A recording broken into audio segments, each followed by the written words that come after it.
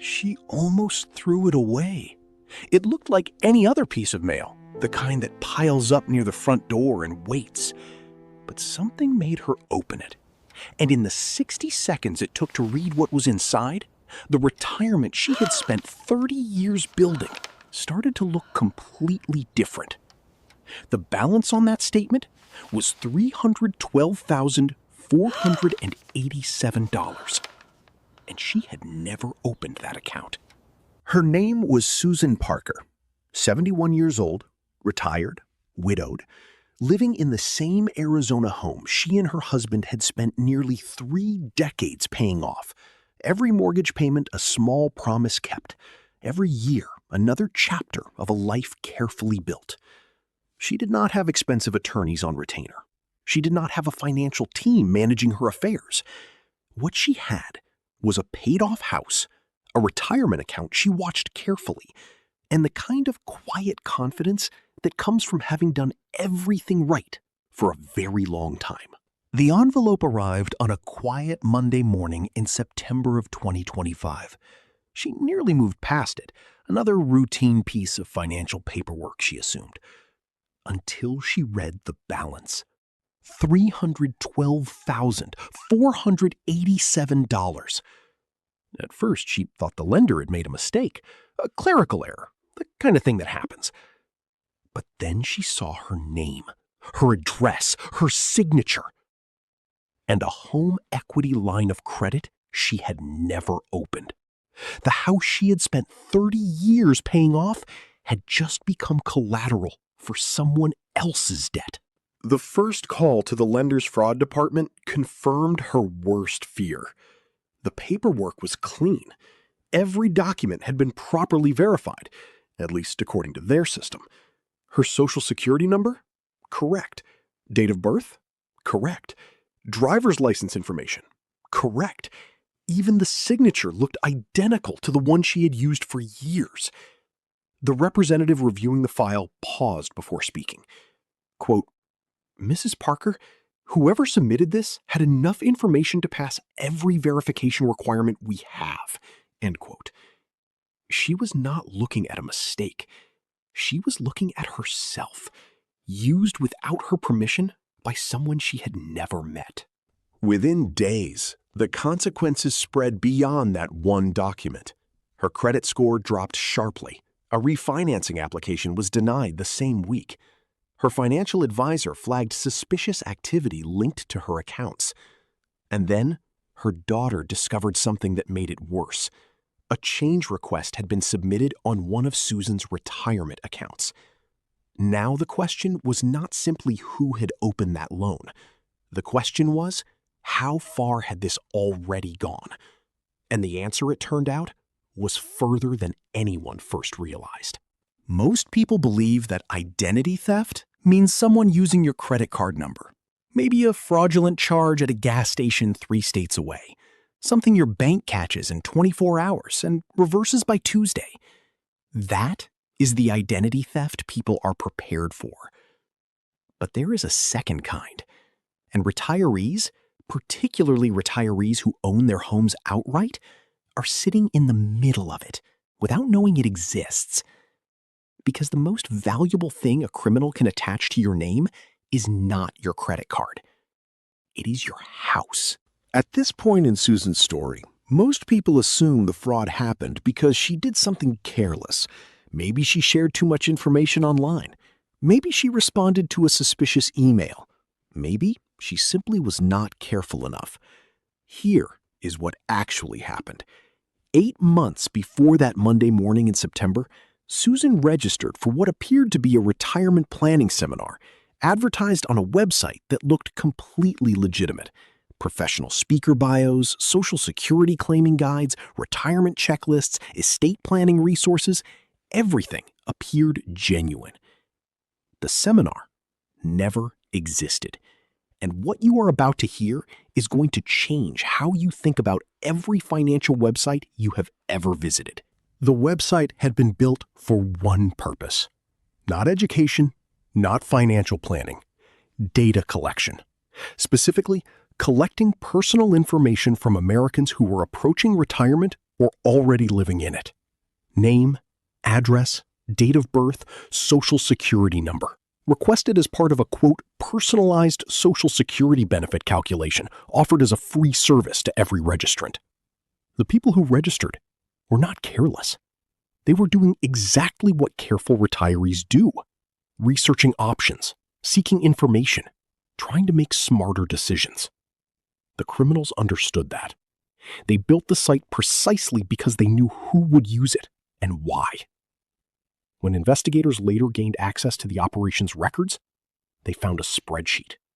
Hundreds of names. But we will get to that in a moment. The spreadsheet federal investigators found was not chaotic. It was organized, methodical. Every row contained a name, a social security number, property records, estimated home equity, and retirement status. And next to each name, a single word. Available. Not people, not families, not retirees who had worked their entire lives. Inventory. Assets waiting to be converted into someone else's profit. Among the names investigators found, retired teachers, veterans, former nurses, small business owners, widows living alone. Many had accumulated decades of home equity. Many had substantial retirement savings. They had done everything right. And they had been selected for exactly that reason. Most people believe elder fraud is random. A confused older adult who clicked the wrong link, someone who fell for a phone call that was obviously suspicious. Bad luck, bad judgment, wrong place, wrong time. But what the spreadsheet revealed was something very different. This operation selected its victims. They evaluated home equity. They verified retirement status. They chose people who had spent decades accumulating exactly what they needed. Susan Parker was not randomly victimized. She was specifically chosen. And that changes everything about how every retiree needs to think about protection. Susan's recovery was not a phone call. It was not a form submitted online and resolved in a week. It was 6 months. 6 months of attorneys. 6 months of documentation.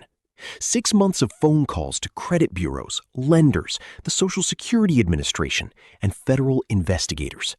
6 months of proving to people who did not know her and did not start from a presumption of trust that she was who she said she was, that she lived in her own house, that she had not applied for the loan, that the debt was not hers. The fraudulent loan was eventually removed. The credit reports were corrected. The retirement account change request was reversed. But there was one thing no one could give back. The 6 months she spent reclaiming her own name. It took 6 months to undo $312,000 of damage that took less than 60 seconds to create. But Susan's story is not really about the money. It is not about one criminal. It is not about one mistake. It is not about one letter that arrived in her mailbox. It is about a reality most retirees do not fully understand yet. The same information that allows you to receive Social Security benefits, manage retirement accounts, qualify for Medicare, refinance a home, or transfer property can also be used, if it falls into the wrong hands, to borrow money, open accounts, and create debt in your name. Retirement does not make you less attractive to the people who do this. In many cases, it makes you more attractive. Because after decades of working, saving, investing, and building a life, you have accumulated exactly what they are looking for. Susan spent 6 months fighting to reverse more than $312,000 of damage. The people responsible spent less than a minute creating it.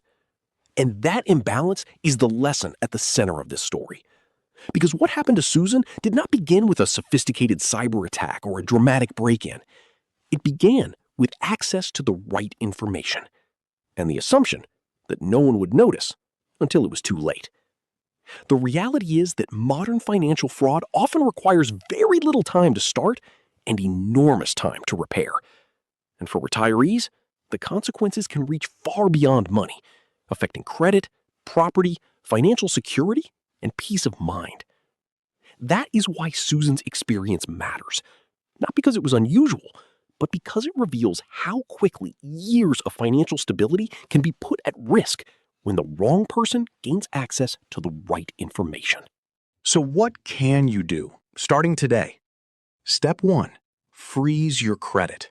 All three bureaus, Equifax, Experian, and TransUnion. A credit freeze does not affect your ability to use existing accounts. It prevents new credit from being opened in your name without your direct authorization. It is free, it takes under 30 minutes, and it is one of the strongest single actions any retiree can take. Step 2. Sign up for a property fraud alert with your county recorder's office. Most counties now allow property owners to receive a notification when any document is filed against their address. A fraudulent deed, lien, or HELOC would trigger an alert. This is free in most jurisdictions and takes less than 10 minutes. Step 3. Be extremely cautious about any website requesting your Social Security number in exchange for a free financial tool, benefit estimate, or retirement planning resource. Legitimate benefit tools exist at SSA.gov. Legitimate Medicare information exists at Medicare.gov. Treat everything else with caution. Step 4. Review your credit reports at least twice per year at annualcreditreport.com. Free access to all three bureaus. Look specifically for accounts you did not open and inquiries you do not recognize. Step 5. Designate a trusted contact on your financial accounts. A trusted contact is not a power of attorney. It allows your financial institution to contact someone you designate if suspicious activity is detected, without giving that person access to your funds. Susan Parker eventually got her life back on paper. The debt was removed, the records were corrected, the accounts were secured. But she told investigators something that stayed with them long after the case was closed. Quote, "I did not make a single mistake I would not make again tomorrow.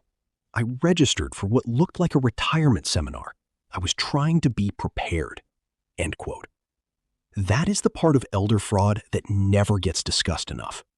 The people who fall into these operations are often the most careful ones, the planners, the researchers, the people doing exactly what every financial educator tells them to do. Your home equity, your retirement savings, and your personal records are among the most valuable things you have built in your lifetime. Treating them with the same deliberate attention you applied to building them is not paranoia. It is simply the retirement strategy that matches the environment we now live in. If this video helped you think about retirement protection differently, share it with someone who should hear it. And when you are ready, retire smart and not sorry.